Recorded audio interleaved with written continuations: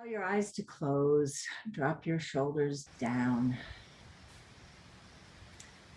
and begin to bring your awareness to your breath.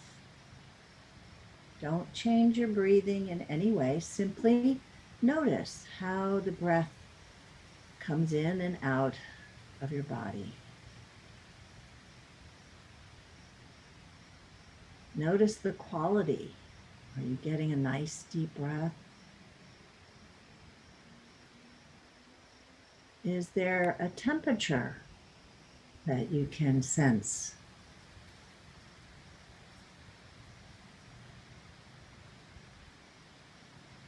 Are there any fragrances around you that are pleasing or not pleasing?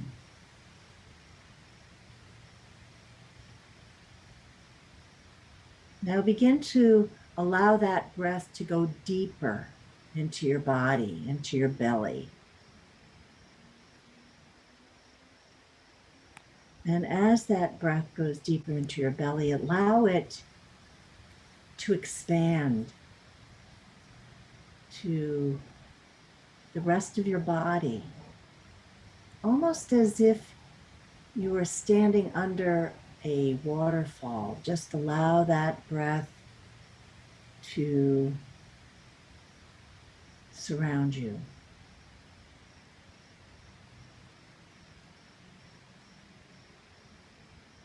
So breathe.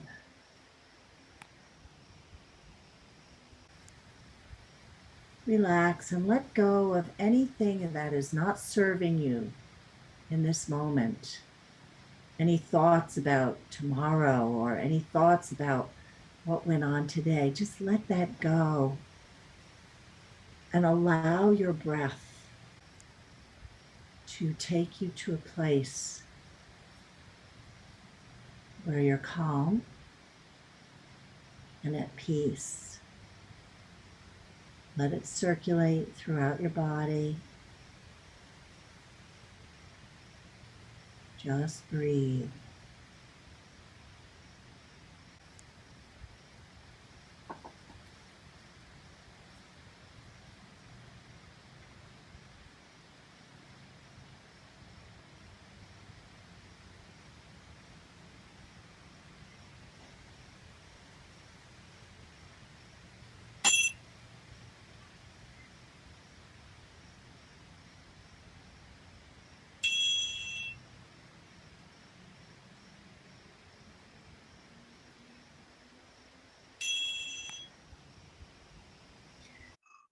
And as we listen to the chimes, gently open your eyes and lift the corners of your mouth upward.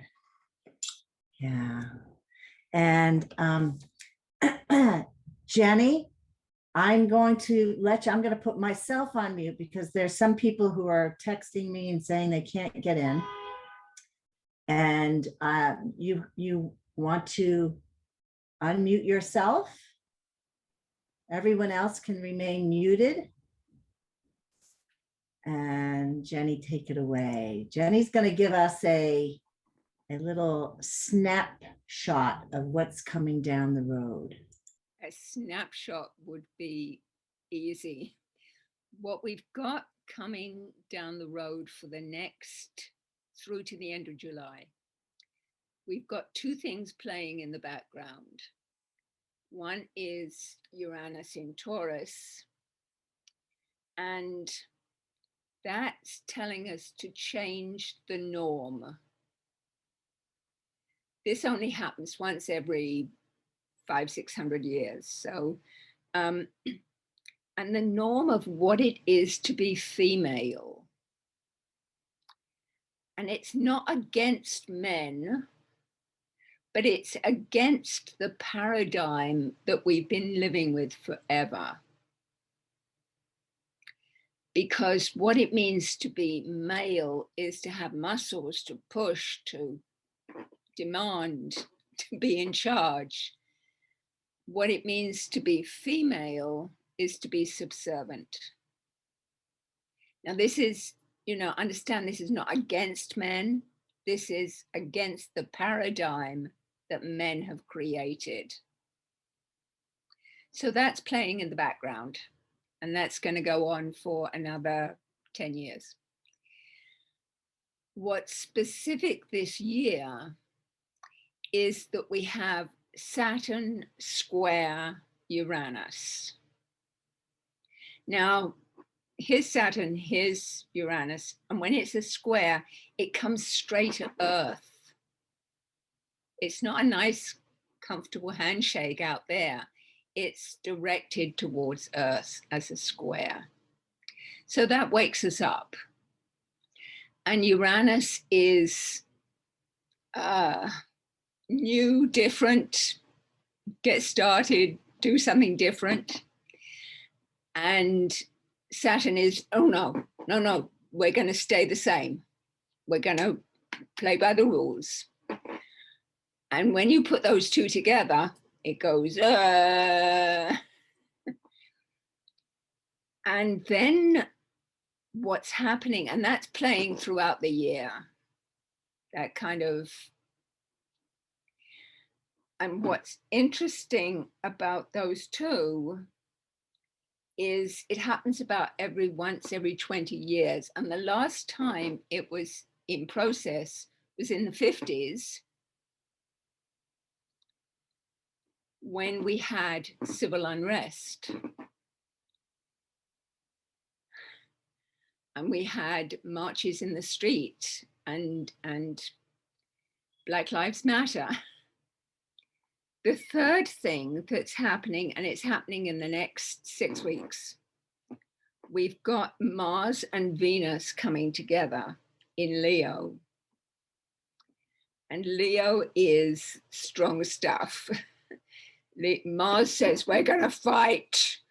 You're going to listen. It's, I want my way. I want. And Mars comes together with Venus. And when those two together happen, people who have that in their chart have got both leadership and charisma. It's what they do with it. If you can imagine, Gandhi had it, Hitler had it. Gandhi, Hitler, two ends of the spectrum. They both had charisma. They both had leadership. It's what you do with it that matters. So just having it and having that power and having Mars say, speak up, it's your turn. Do what you want, speak out now. It's fight. But the paradigm of fight has changed. It used to mean muscle. It used to mean subject whoever it is, subject your enemies.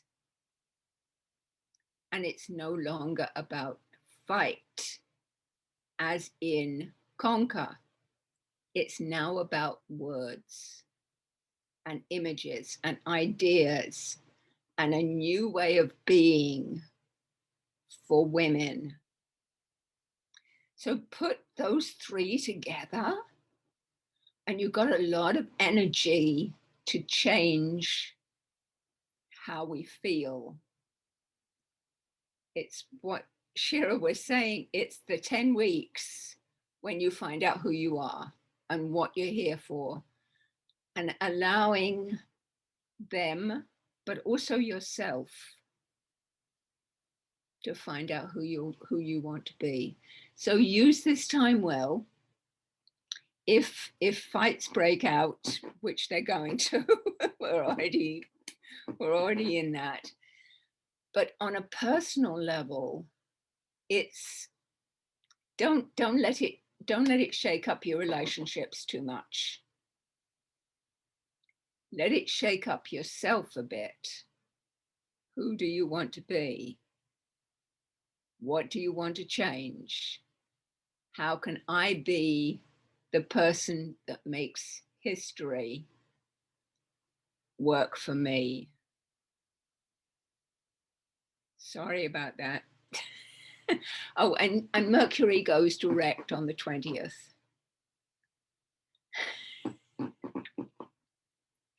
Mercury goes direct. So a lot of what's been brewing is going to come up. And it's going to add to the energy. Make the most of it. This only happens once every 1,000 or so years. Is there anybody who has a question for Jenny?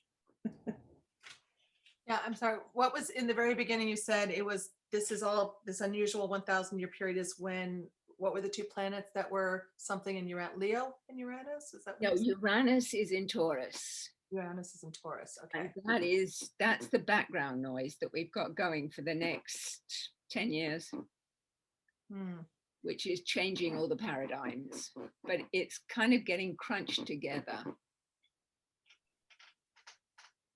Makes so much sense. Thank you for your awesome sauceness. Any other questions? Yeah, and so what are the three things as women do you think we need to do, or one thing? What's the main thing we need to focus considering these energies? Like figuring out, you mentioned figuring out what we want to do and how we want to show up. That's like sort of creating intentions for ourselves, what we want to do the next year or so, and how we want to show up. The old stuff is breaking down. You know, we're still buying face cream, at least I am. But the paradigm of beauty is changing. The role of women is changing. So in the future, you don't have to be compliant. You have to figure out who you are and what you want to do. Yep. And that's a big one. It is. I think I'm in the throes of it. Yes, thank you. What and Jenny, hi, how you doing? What does this mean for mother-daughter relationships? Here's what I think. I think the role of women is changing, and therefore the role of mother is changing. It used to be all about making the food, serving the food, making sure they're not hungry, making sure they get to bed on time. Now it's more, you have to be that fusion of male and female energy. That's difficult because you're now an authority figure. You're not just a mother. So it's going to shift things a little bit, but it has to start with you. It has to start with finding out who you are, where you belong. And then, you know, help them adjust. But your job is not your job is to help them find out who they are. And that's a big job. But it starts with finding out who you are. Jenny, you mentioned being subservient, which I think at least people in my generation were, whoever else is in my generation. But I get the feeling that the next generation, like my kids, they're not that way. You know, they're already changed. And men have changed too. Men have become better parents. Yeah. When you talk about help them find themselves, and you said it's more of a fusion of a masculine and feminine energy. So are women going to take on more of the get it done, push it through things, or what? You better believe it. I already see that in my kids. Now maybe it has to rub off on me. Take a bath. Take a big bath. We're gonna have to invite Jenny back to do a little discussion here, and but I do want to get Shira on board here. I have an announcement that we're taking a vacation for July and August, and we'll be back third Tuesday in September, the 21st of September. And if anyone would like to present, Beverly, your Ikebana, I think everybody would love to know about Ikebana and the philosophy behind it.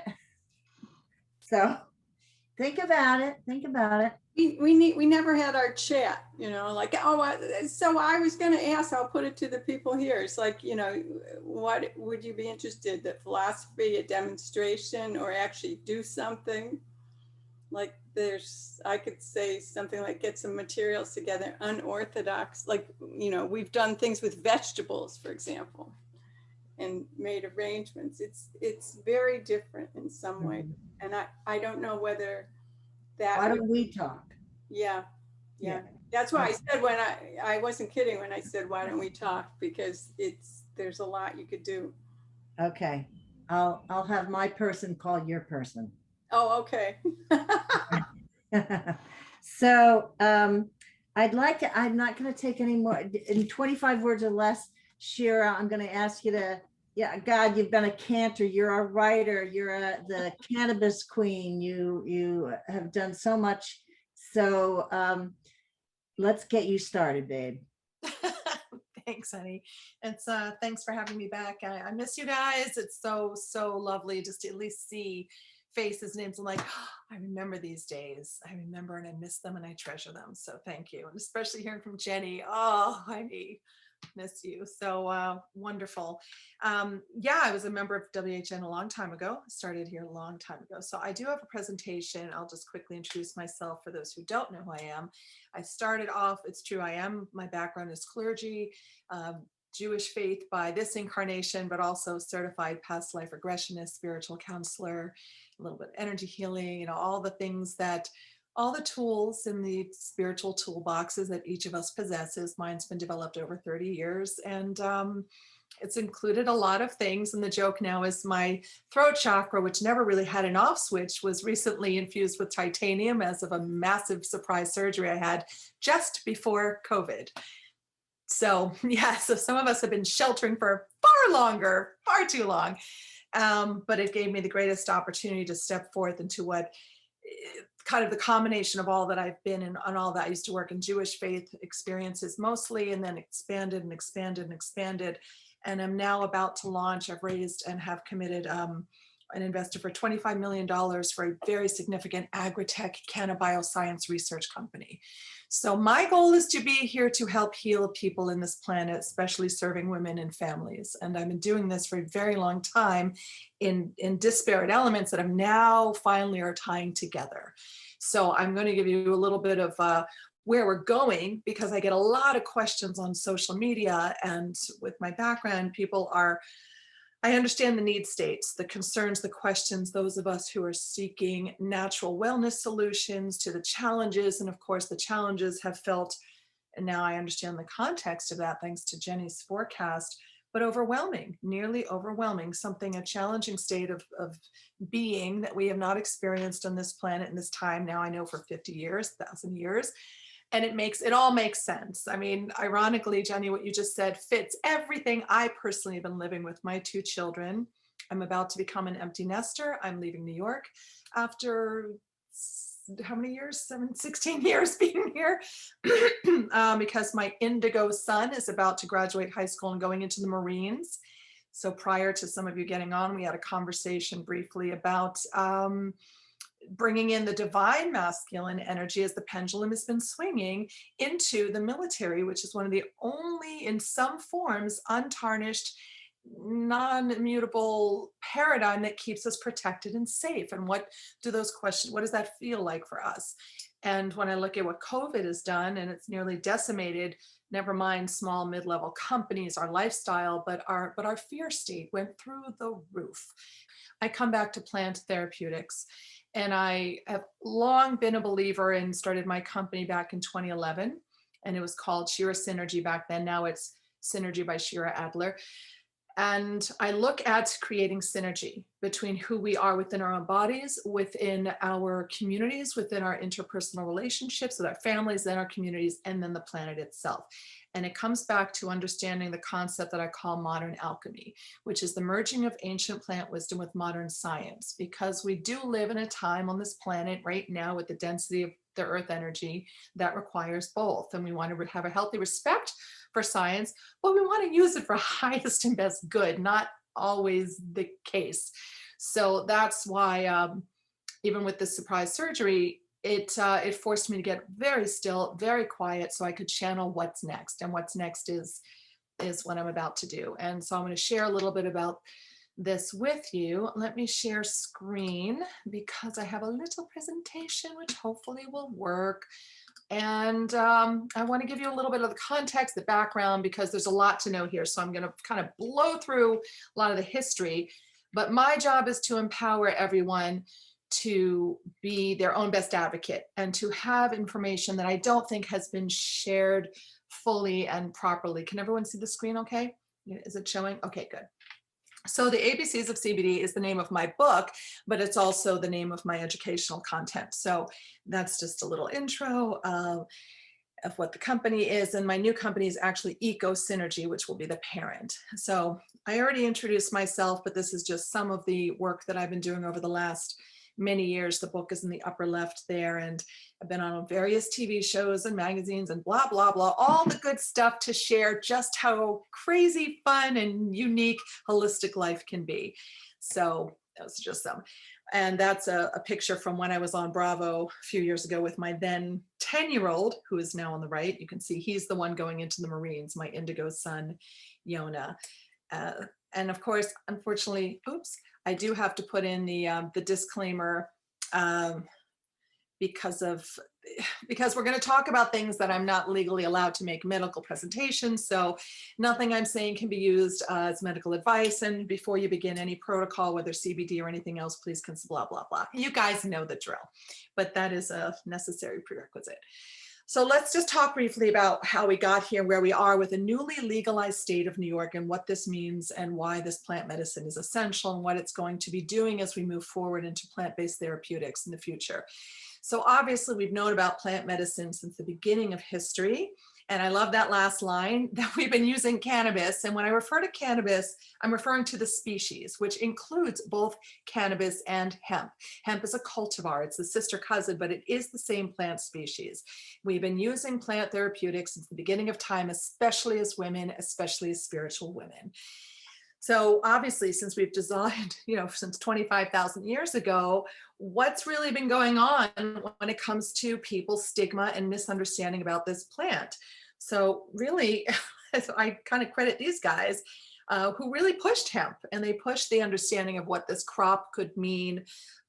And I thought these were very cute. This is also all in my book, but it gives you a little idea of just how far back it goes, but also the stigma. Just as women throughout history and lifetimes have been persecuted for having innate spiritual gifts and wisdom, truly, when it comes to cannabis, there's been a lot of political agenda. And ironically, we're still dealing with prejudice against immigrations and immigrants. The Mexican Revolution was where that word marijuana came from. It was meant as a derogatory term for those people and that drug, but it really was never a drug. However, we already know what happened. There were far too many people that believed that marijuana is, the whole reefer madness thing. And this is my favorite slide. All of a sudden, what used to be a medicine, what has such analgesic properties, was taken away from us, and our right to use this plant properly. And it had to go all the way through the 70s when the DEA was formed.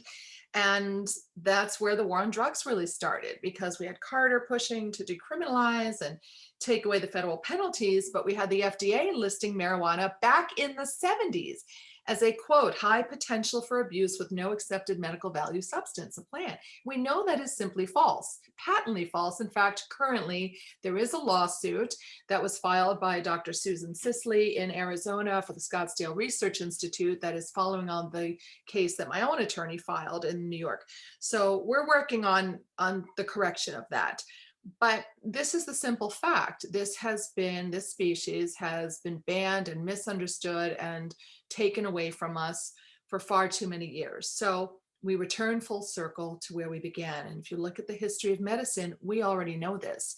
And I love this because it just makes me laugh. 2000 BC, we went from here, eat this root, to, oh, no, no, no, that root is heathen. Here, say this prayer. And then we went from prayer becoming superstition and drink a potion, and the potion is snake oil. And then they had pills. Well, the pill doesn't work. Take an antibiotic, use this new modern, and that antibiotic doesn't work. So here, eat this root. And yet, there are those of us that fell into two distinct camps around this time now, reconnecting to the roots of ancient plant wisdom and what it can mean for us versus the use a modern technology. But thankfully, while the pendulum is swinging hard in one direction, there's still the lovely hemp bill and what that means. So for those who don't know, there's a difference between the hemp legislation and the cannabis legislation. But here in New York, we now are legalized fully, and yet it's still kind of a little bit of a political mess. So I want to break down kind of what cannabinoids are, because it comes from the root word canna, but there's cannabis, which is the plant species, cannabinoids, and cannabidiol, which is CBD, one of the specific cannabinoids. So let's start at the very beginning. A very good place to start. Yeah, that's my musical background. So let's take a look at something called the endocannabinoid receptor system. And again, this is all covered in my book, but I wanted to give you the highlights. The endocannabinoid receptor system, or the ERS, is actually a very late discovery in terms of medical applications. It is the one system that creates homeostasis in the body. And how does it do that?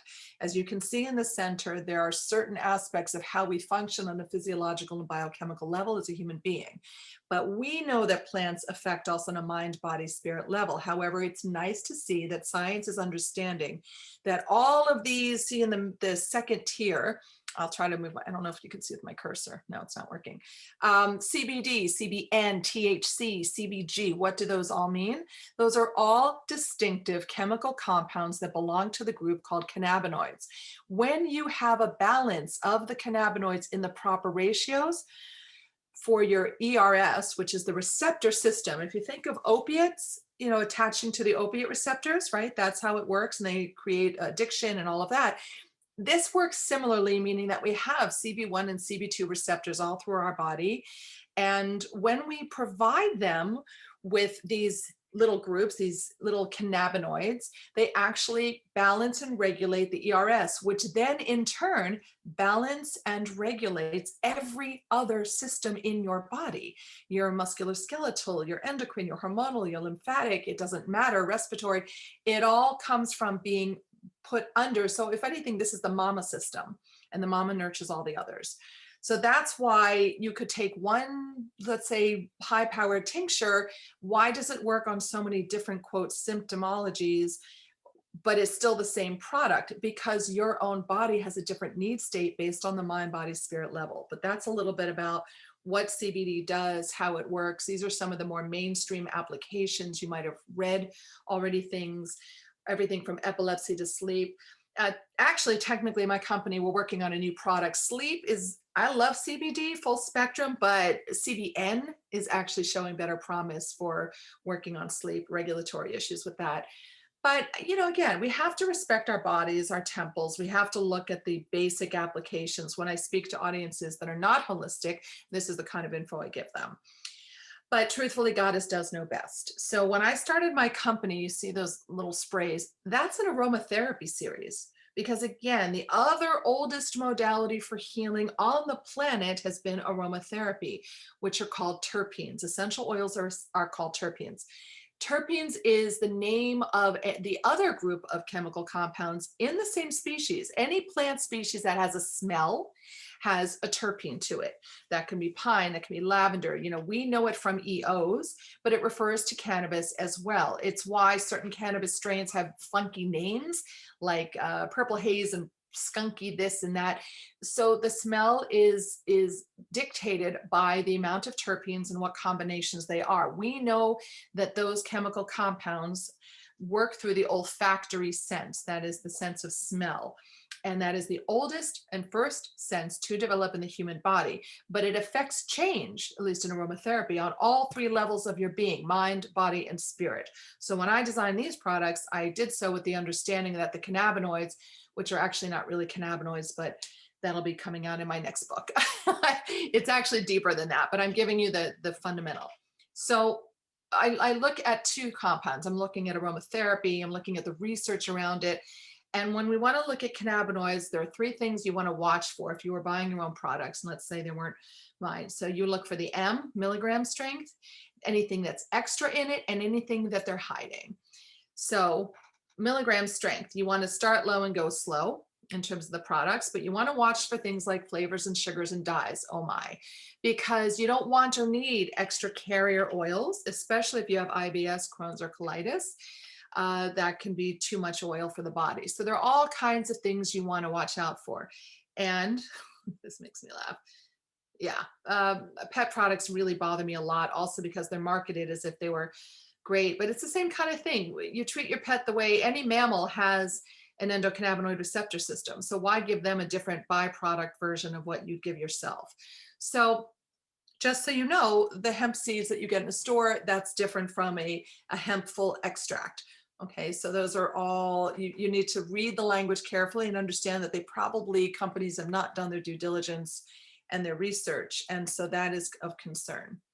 Yeah, it bothers me when companies are like hiding and saying it's CBD when it's really hemp seed oil.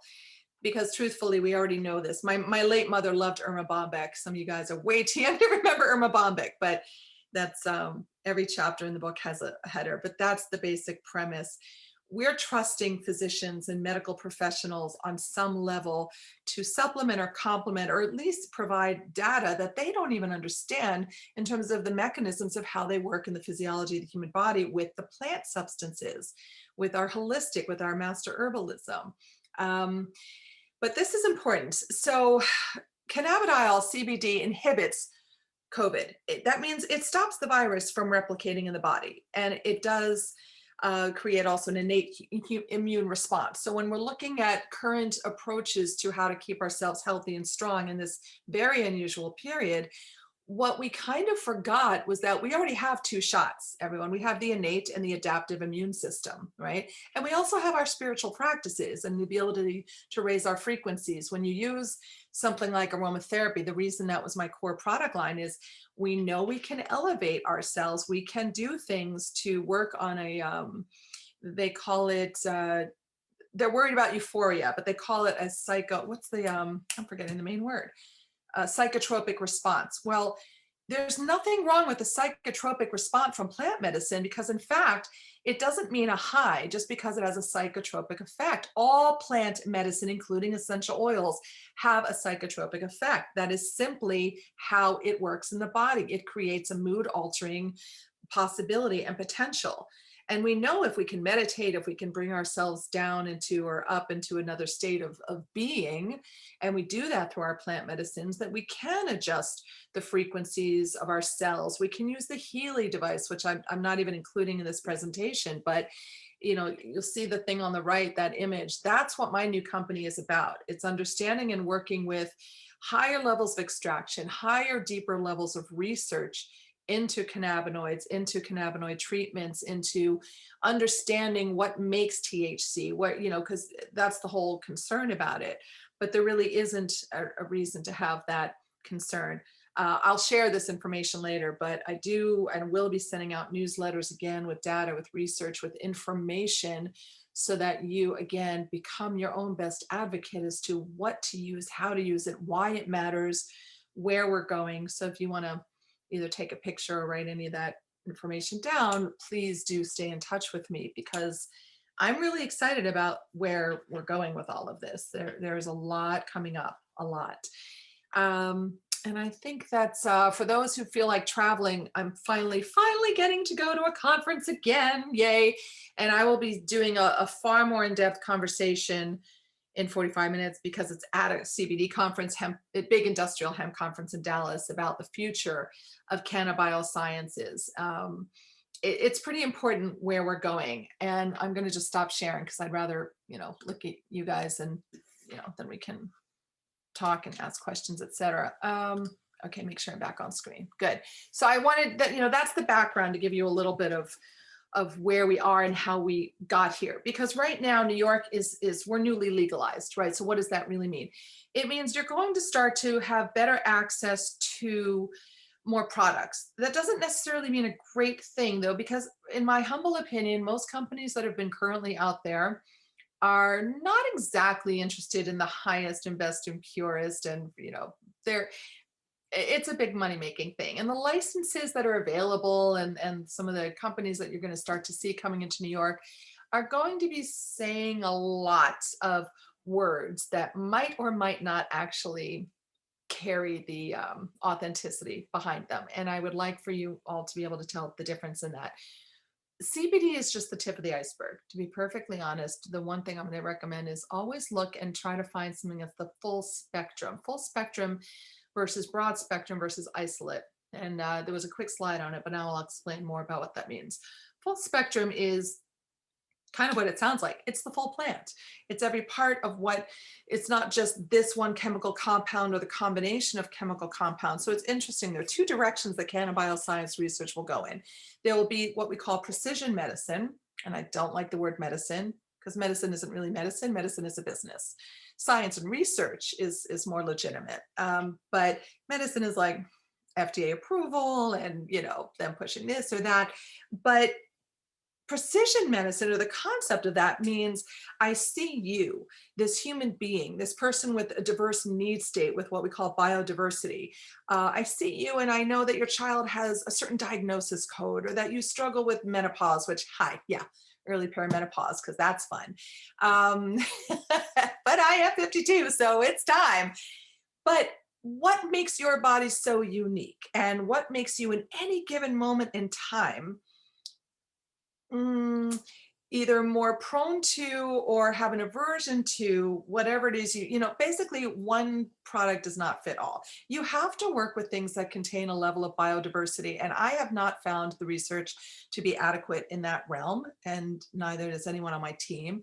And I'm really lucky that the new company, Eco Synergy, is agritech. Agritech means like what it sounds like, but we're going to focus on medicine, technology, and sustainability. And truthfully, what's so promising about this is the understanding, let's say, take flavonoids, right? We all like going to our health stores or our practitioners, like the master herbalist, Andrea Candy. If anyone knows Andrea, she lives up the street from me. So anytime I need medicine, I'm going to go to her for the right echinacea mix. I'm going to go to her for maybe some vibrational remedies for COVID. I'm going to use my Healy, which is a wearable therapy for wellness, well-being. I'm going to use energy frequencies. I'm going to use everything I know how to use because my body is specific and different from anybody else's. So while I might take a generic supplement, I have to know how much. That's why we have muscle testing. That's why we have, all the things that we know to do before we incorporate something in our bodies blindly and with trust and willingness because someone on a media outlet said so, or because an ad looks good.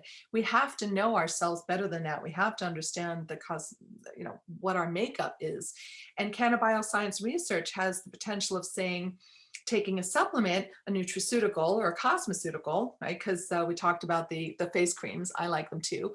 We're going to do an anti-aging line. Sure, of course, but it's going to hit me differently based on the combination of those cannabinoids, based on the combination of the terpenes, the combination of the flavonoids, all of those. Whether I use the same product as my daughter or someone else is going to be different. The effect will be different. How much I need to use will be different. Research needs to follow that. We need to look at how we have a conversation even around this, how we share the energy of the medicine, not just the medicine itself or the product itself. And flavonoids are not very stable. So when you go buy a supplement, let's say it, Whole Foods or Mrs. Green's, and we want to go for a full product like the whole food, non-GMO, organic, right? That's usually what we would do. Doesn't really mean that it fully is. first of all, just because it says that. By law, 17% of what they say on a label on a nutraceutical or supplement is actually in the product. You really need to know the brands.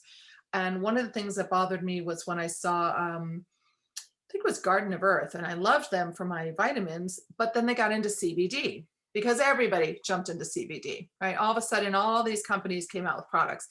And they said they had a new supplement, it had 5 milligrams of CBD. First of all, just to be clear, the amount that you see on, let's say, a tincture bottle, the full spectrum is the whole, everything in there. They don't pull out any of the plant nutrients. Broad spectrum means they pull out the THC, but it's still treating it like a chemistry set. The second you start pulling in or out cannabinoids, when you intend it to be just a nice, full, robust plant medicine, you're already altering it, which means it's already going to alter in you. Don't love that. But commercially, they do that because then they can cross state lines. It has to do with the laws. It has very little to do with what's right for the body. Makes sense? And then you have isolate, which is how a lot of companies will cheat. And let's say they want like a really strong milligram strength in the tincture. Isolate is what it sounds like. It's the isolated of that one cannabinoid, CBD. And again, that's only the beginning.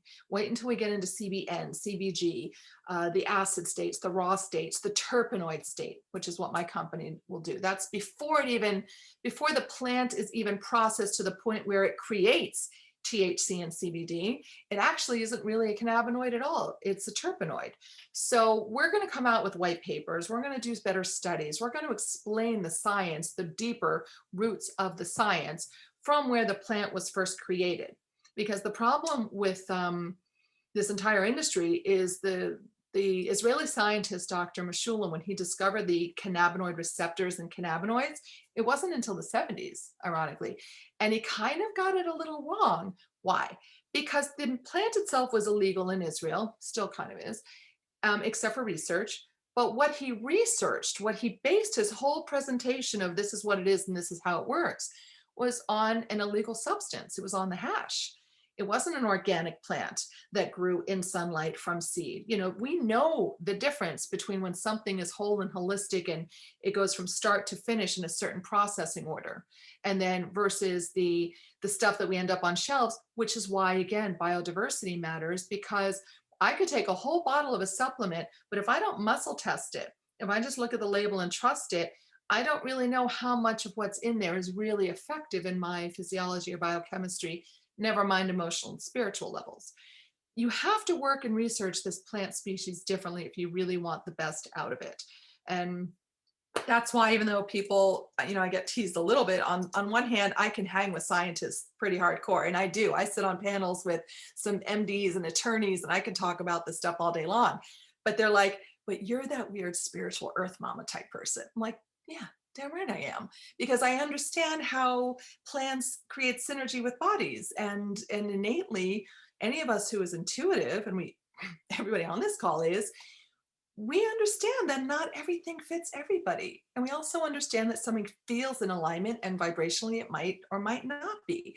So my job is to make sure anything that's got my name attached to it is in alignment and will register with that human being in that biodiverse way. And yeah, we're going to play with science a little bit. We're going to do research.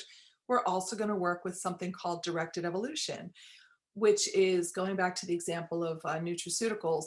Flavonoids. They don't stabilize well. So you buy this lovely product. You're better off eating the fruits and vegetables, but you buy a supplement, you want to give your kids one, and it kind of breaks down, but you don't know that it's broken down. So you're going to eat or need a lot of it for it to provide what you're hoping it provides.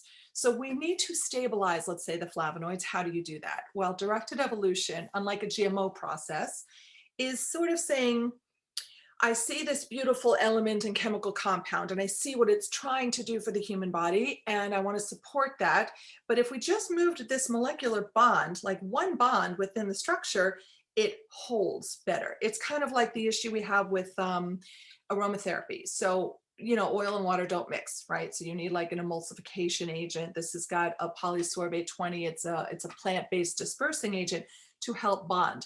But there's a new molecular technology that allows those compounds to bond together, because some things in nature were meant to go together and they were designed to hold together, but you have to give it a little nudge, we're giving it the nudge without altering what it is, versus everybody else. It's like chemistry setting it too much. And so that's where we're going with cannabioscience. So on the one hand, make sure what's whole and pure is whole and pure, and make sure if it's precision medicine and they're giving you specifics and they're working with something, that again, it's a company that is authentic and clean, and they're working with people and researchers. You know, read the research papers.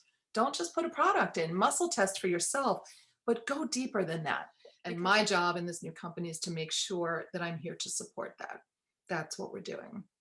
I know that's kind of a lot, so I'd rather just let's chat. Let me answer questions. But does that kind of make sense about what the plants does, what your system does, the ERS? Like, ask me anything, because you got me. But then on Amazon, grab this, because even though it'll be updated again, it's got a lot of information that's handy, including there's a chapter on the whole world history of cannabis and hemp use since the beginning of time. And it's really neat to read, because you'll see the progression of when politics got involved and told you what was good and what wasn't, and when it was taken away from us to be able to know and use our plants appropriately. So that's my presentation. I appreciate you listening. Let's chat about it, because I'm sure you have some questions, and ask me anything. So yeah, I think I was studying up for, I did the New York State cannabinoid, whatever they were calling it, a year ago or more. And who knew? It's that we don't know.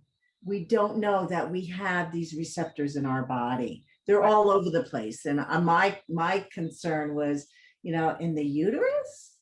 Yeah, You've got these receptors in the uterus and the breasts. Absolutely. And it just, it's always the fear factor. This is going to lead you to a deeper drug dependence and craziness. Well, I can address that. That's a really good point. The number one question that we get, why is, we still have the gateway drug myth. It is a myth entirely, been completely disproven medically a long time ago. Here's why it exists. Because you don't know what you don't know. Kathy, I say that all the time. You're very right about that. And simple reason. Remember I mentioned the opiate receptors, that it works in the same way. So when an opiate comes into the body, attaches to the opiate receptors, the problem with it and why it ends up killing you, never mind causing an addiction within 4 days for an average human being of, 125 to 150 pounds, especially for women. It's because it shuts down your respiratory system. So people usually just stop breathing at some point. That's more often than not what happens with opiate receptors. Opiate receptors, not so good. However, endocannabinoid receptors are completely the opposite. Remember that when they are balanced, when you feed cannabinoids into your ERS, we are all wired with that system. Every mammal, any creature with a spine has an endocannabinoid receptor system. You are wired to receive cannabinoids. We produce it in breast milk. We are built through every part of us with those receptors. But unlike where it shuts down respiration, this system regulates and balances all of your other systems. That is the critical distinction between an opiate receptor system and the ERS, but why people are so afraid. So addiction does not come from a plant substance, nor does it come specifically from THC. An addiction, especially for the psychotherapists who in this group, it comes from having an addictive personality. It comes from cellular memory. It comes from past lives. It comes from, biochemical issues. But it is not the plant that causes the addiction. And in fact, cannabis is not addictive. What is addictive is if you're the personality, and here's where we really did a disservice. People say it's a gateway drug because we lied to everybody and we lied to our children. I was lied to. My mom didn't know better, but she said, cannabis will turn you on to other things. Cannabis is just as bad as Coke, just as bad as heroin. My son was over smoking cannabis at 13. I found out he was smoking, he was vaping a little, and he was doing a little this. No way. I was totally anti-pot. And this is important. You all know this. I'm not just an advocate. I was the opposite of this because I was raised by the grandmother and mother who said all pot is bad, all cannabis is bad. I didn't know what I didn't know. But when my son was in treatment and they said to him, and I quote, all cannabinoids are equally bad. CBD is as bad as THC. First of all, that's a complete lie. Second of all, if you oversmoke THC, guess what is the one substance that kills the euphoria and takes the high down? CBD. Oh, I'm sorry. So another compound in the same plant, in the same group, actually completely reverses the effect of that which you're afraid of in the plant itself. Now, if people taught that properly to their children, just like we talk about control with alcohol and, and we educated them properly instead of feeding a lie where your teenager, your middle schooler, your elementary school kid hears pot is just as bad. Well, then what child, once they try it and they go, not only does it not hurt me, I slept better, my appetite's better, I focused better in school, because by the way, that happens from medical marijuana when you use it properly. And you actually curtail the addiction state. I treat people, I can't say treat, I work with people as a spiritual counselor who have come off of or wanted to opiates and everything else with using CBD full spectrum or referring them to medical cannabis practitioners that I work with, right? The very plant itself actually alters the brain chemistry to curb that addiction. It doesn't feed it. But if you have a kid who says, wow, not only did cannabis make me feel better and I did better in school and I'm chill, I have less anxiety. It's ridiculously great with all the mental health, stress and anxiety. And do you know anyone right now who is not, or even on the societal level with PTSD? PTSD is a societal issue right now. There's no question. COVID has caused a skyrocketing number of suicides and depression. Unlike, we have created a mental health crisis that is going to have ramifications for years to come. So the best thing you can actually do is smoke a little pot or take a cannabis or a CBD product. Very best thing you can do.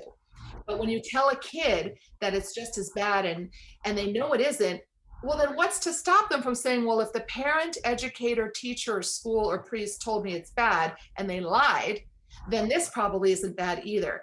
We created the problem. And then we're blaming the actual plant that didn't cause the problem for the rest of the problem. And that was a societal misstep in a huge, specific way. And it was calculated. There's a memo, that's what these lawsuits against the DEA and DOJ are about. Specific memos where they're like, Vietnam War protesters, we got to do something about that. Let's call the hippies and we want to curtail all that. So we're going to put out a memo that's saying, actually, pot is causing this. It was just, you in the chapter with the history, you'll see the decisions, the research, which organization went, well, yeah, that might be factually true, but we're going to say this. And we're going to say it so loudly and so consistently that people are going to have no other option but to believe it. We're going to brainwash people into thinking this is true. And in fact, we've done the biggest disservice we could have ever done. We could have avoided a lot. I healed and got my kids through. Again, I'm not supposed to use that word healed, but I had 2 children who between them, when they were younger, understand I lived this life. I didn't just write a book. I lived it first. Then I did the research and wrote the book. 14 hospitalizations when they were young. That means inpatient and step down programs for my 2 children. 14. Until I put them on medical marijuana, specifically with practitioners, and of course, nutrition, Reiki, everything else we have in our toolbox. It's never a one-step solution to treating a complicated spiritual being living an often challenging human experience. Shira, may I say something here? Yes, please. Shira. Shira? Okay, sorry. No, not at all. I get a tincture, CBD tincture from a medical practitioner, and I use it every day. And it is, I just love it. It's so important. It's calming. If I have pain or aches or pains, it immediately dissipates. If it's severe pain, that might be something different. But the regular aches and pains that we live with as human beings, it really, really helps. I have a CBD cream that I use, and I actually have my massage therapist massage my whole body with it. I love, actually, here, hold on. It's really good. It's so much more effective than the other ones. Yeah, that is really fantastic. Or if I have like a shoulder problem, I put it on at night. I just really rub it in, and it really works. Actually, there's also, I don't know if your company does anything, but there's actually oils that are used for sexual problems, for application to female genitalia, which is calming, which is actually very effective in promoting pleasure. I So, completely right about that because that's actually an area where there are receptors. Just saying. absolutely. I mean, really, it is really quite amazing. And I don't know. I can't get enough CBD. Ah, I love hearing that. I'm preaching to the choir with you guys, and I know this group is not really, but the question about addiction and the differentiation of using the plant product properly, it does matter because again, even if it's not for you, we all believe in the plant medicine. There's someone out there, and if they might say something with enough authority, you might, we believe it because they sound like they know what they're talking about, but generally speaking, they really don't. And the only way to know that is living and learning and researching and then trusting and sharing our stories and sharing our information. And it is why I put cannabinoids with terpenes, the essential oils with it, to me boosts the conversation, so it boosts the efficacy. Are you familiar with Nick Polizzi? I know the name, but I don't. He did a series on sacred plants. Where'd you go? Oh no, Oh, there you go. A series on sacred plants, and his name in the chat box. Nick Polizzi. Sure, I will. And he's really the one that opened my eyes because, for decades we were brainwashed against this plant. Absolutely. And so he took you on a tour around the world to shamans, to different medical providers throughout the world, and he talked about ayahuasca too, but a lot about marijuana or CBD and the It's positive effect just so you know, across the world. I told you I started my company in 2011, but I started merging the CBD in 2016. I'm one of the first women to even be going into this space. So I'm doing this a very long time compared to most companies that are like last 2 years, 3 years. My MD that I work with, who is going to be heading the research team, I have a clinical psychiatrist who runs Start Clinic in Toronto. He's got an integrative clinic, stress, trauma, anxiety, PTSD. I forget what it stress stands for. Dr. Martin Katzman and Dr. Karyametra Alif, who's in Seattle.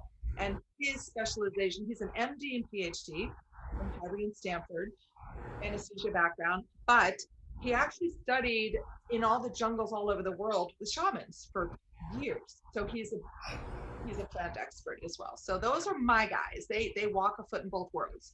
And the next frontier after we get through our cannabis launches is actually psychedelics. It will be, of course, in the medicine of all of the rest of the mushrooms. And That's coming. that's coming. We're already working on the legislature and all of that. So it just makes sense. It's a big fight. It takes a lot to clear the pathway for research and for correct information and education. And hand raised, Jody. Timothy Leary did a lot of damage to the cause. Well, my dad was a Berkeley and Harvard, and then Berkeley and then postdoc, and he was at Harvard working on those LSD studies as well back in the day. So yeah, but MDMA and DMT and all of that. Yeah, the sacred plant. I have heard of that series. Jody, you had a question, please. Hi, Shira. Hello. Oh my God, I miss you from going to all the. Yeah, I really enjoy seeing you. But you look wonderful. I'm so happy to see you. Yeah, unlike you though, I'm 50 and I decided to stop doing my hair. You just look beautiful like all the time. Thank you. Stop it. If I had hair like yours, girl, I'd let it grow out. I don't. So it just looks like So I wanted to come to many of your talks, and this is the first time I've been able to make it, because I know I've seen you at the Awaken fairs and I've seen you with all of this. So I have to be honest, I am one of those people that is completely brainwashed and nervous and scared. And a lot of my thinking obviously is I don't know if it's obvious, but to me it's obvious, is cultural, right? So you know, coming from India and everything, I'm all about, you know, my grandfather actually, at some point, my mom said that he used to have at their farm, like all these plants and herbs and whatnot that he used to grow in addition to, you know, all the other farm stuff. And women used to come to him and he used to make this tea, like he used to use a mortar and pestle and make this tea with different herbs, and they used to come to him for fertility. Yeah. And so he used to actually help women in the village and whatever in terms of fertility and stuff. So I am a big believer in, you know, holistic stuff. But what I get nervous about is that I think that there's so much that you can do with energy work, or I don't know if it's a belief, and I've seen it on myself as well, is, you know, non-invasive stuff. Yeah. And so I have this big belief in sort of, you know, Ayurvedic, homeopathic, but a lot of it also is just hands-on, or Reiki energy, or acupuncture. Like I believe in that so much because it has helped me so much in my life. Right. That I sometimes wonder, you know, how much do you actually put into your body and how much can just happen on the outside? I don't understand, honestly, the mere, I have to say your talk was over my head. The only two things that I know are the CBD and the THC, and one is not good and one is okay. Well, let's Yeah. reframe the language about it just a teeny bit, because it's not so much that it's not good. They're actually all good. What the problem is, and I think it's a yes and conversation. When I make my products, especially when I first started, I Reiki and crystal charge them. Of course, I'm working on energy with them because they are energy. And I do work with the Healy device, which does energetically charge, put frequencies in. And yes, all of our new advances include both. To me, it is a yes and conversation. The difference with understanding THC and being afraid of it is the way we're raised. It is cultural, it is historic, it is political, it's all of that. When you've been fed something for decades and by generations, it takes a lot to shed that. Of course it does. But again, understand that it's really not about that one ingredient. It's about the product, the delivery method, where you are when you're using something, what the intentionality is behind when you're using something, right? Someone who's looking for a recreational or adult use product is in a very different place than when they're looking at a full spectrum CBD that has naturally occurring THC, but it doesn't create euphoria. So you really have to remember the difference is not the cannabinoids or the name, which one. THC and CBD are 2 of 140 cannabinoids. So when you're doing full spectrum, you're getting terpenes, you're getting chlorophyll, you're getting, you know, all of the plant enzymes, you're getting all of the cannabinoids. There is nothing to fear in that combination ever. I don't even like the word fear. It's just let's reframe it to, there's nothing to heighten your curiosity to the point of almost feeling anxiety. I think that would be right, because even as we language something, we're creating an energy around that which we're languaging. So I want to pull that back one step and say, what is it that's making me uncomfortable? And is it really a factual? Is it historical? You know, even asking that question of yourself is allowing an opportunity for you to already readdress your answer. And that's why you have me. You can always email me or call me and I'll, Yeah. you know, but the point is the THC is not the issue. The product, the delivery method, and where you are, why you're taking it could be more of what shifts that balance. If you ever overdid, let's say you're a newbie and you don't really like getting high. I don't, first of all, I channel too much and I'm way too open. So I'm not about to use things that would open me further unless I really know what I'm doing and there's a specific reason for it. And even then, I'm a lightweight, like no kidding, you know, so I'm not that person. So that's why this is a better conversation. I understand that. I am you. Like we are the same on this. But if you took an edible and you're not used to it, or you went to a dinner party and it was like one of those infused chef parties, you know, and you wanted, you know, and now they're doing like culinary is a whole new area that they're breaking into. I understand there's a lot of uncertainty because there's a lot of, again, lack of understanding of what it is you're tasting, feeling, why. I would not suggest you go to Colorado or California or even New York or Jersey or any of the states that are legal. legalization is not about putting adult use products with high levels of strong THC in our hands. That's not what it's about.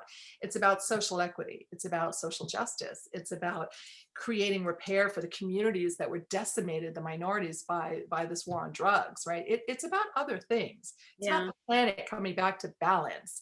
So do you personally need to go out to a dispensary and pick up an edible? Heck no. Why would you? You know, but if a choice between like, I'm having a really stressed out time or my body is struggling, yeah, I might recommend a cartridge or a lighter vape with less combustibility, or an edible, but like half a gummy bear, not a bar of chocolate. You know, like, again, know who you are, know where you are, know what your need state is. Give yourself permission to be curious and open, but certainly you're not the type, nor would I recommend that, you know, unless you had a high pain state. By the way, remember, I had this major surgery, 2 discs cut out of my neck and a spinal fusion. That's pretty hardcore.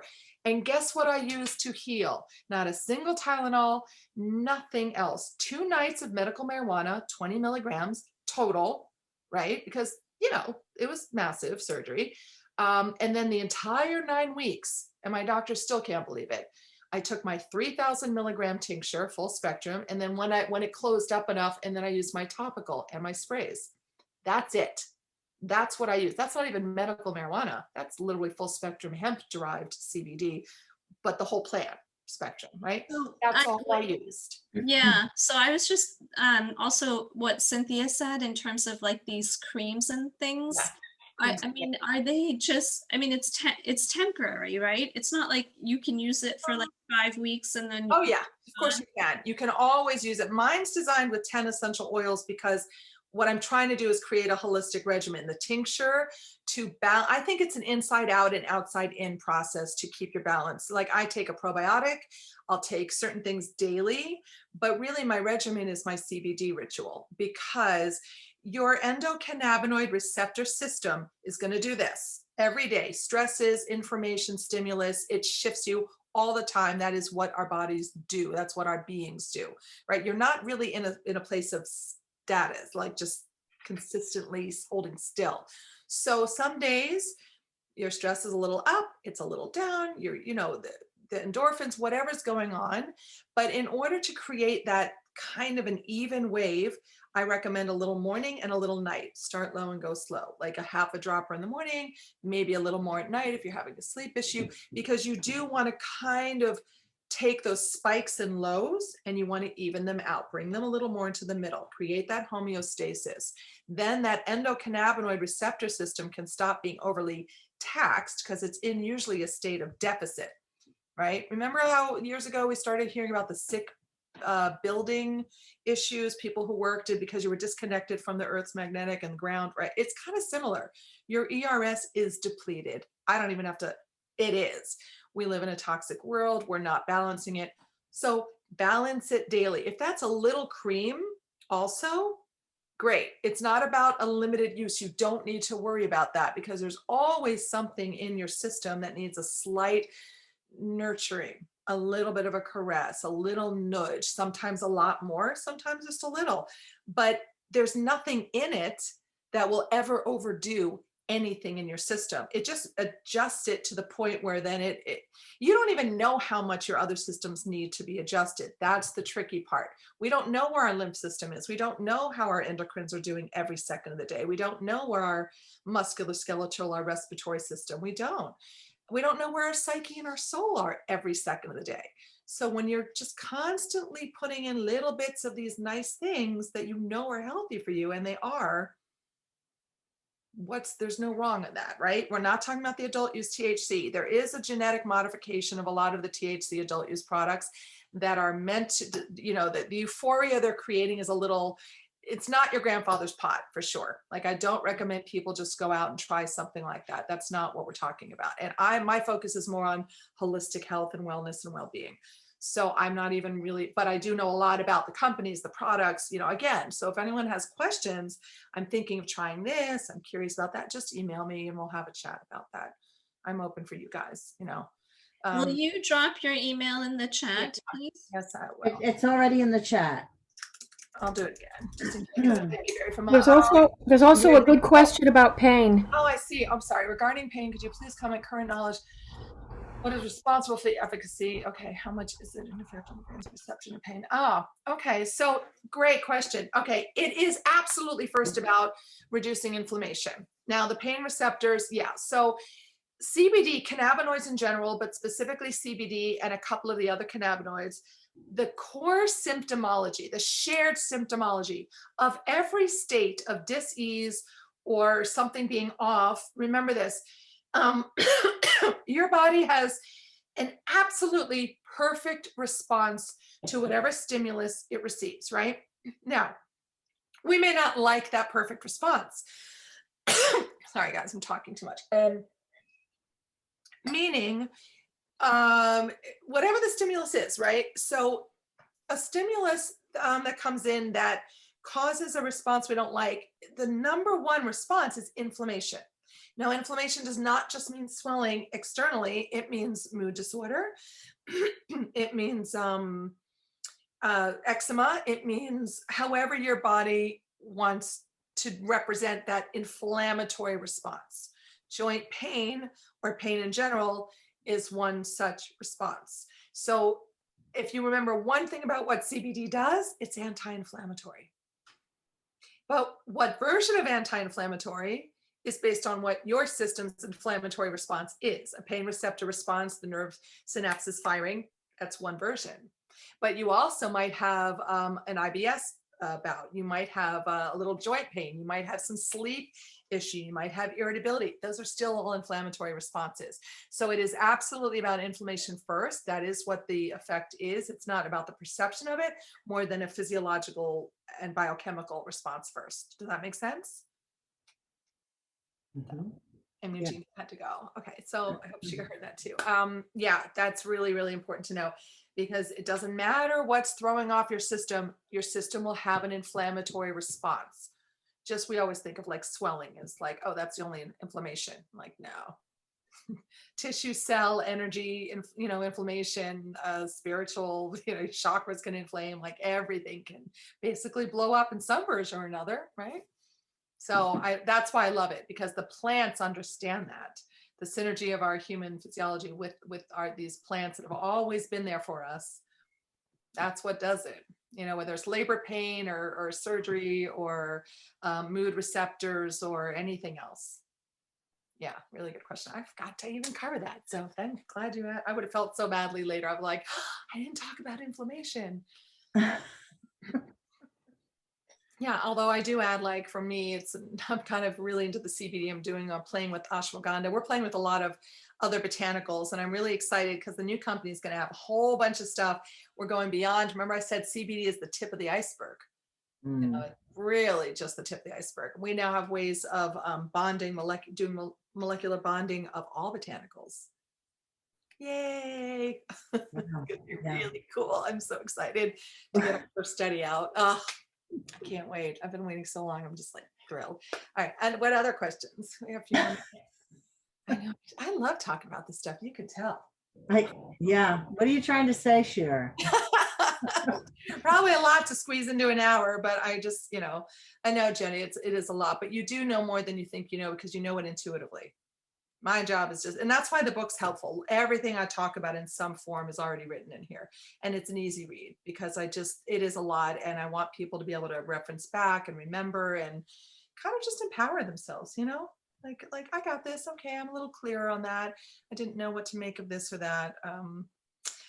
And what I really appreciate about adult use also is, even if you don't smoke and are afraid, we don't want THC and all that, it doesn't matter. The point of legalization is at the very least, we have really strict regulatory compliance issues, licensing issues. It's a very challenging industry to even be in, but it should be the same as alcohol. It's ridiculous that they're not at least approving it for, I care about the medical research so much, but it bothers me to no end that we have forced people and our children, never mind adults, but the kids is really where I started with this, right?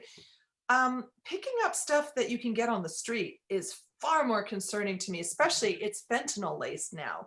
The newest trends? really dangerous, like not okay. So I'm glad that New York is legalized, but we have a long way to go. It has to be federally decriminalized. It has to be federally legalized. Then we have access to research, and we have to have that. We know what we know intuitively, but I want to write it on paper. I want the NIH to publish it, because there are too many minds who don't speak like we do, and I need to reach those people.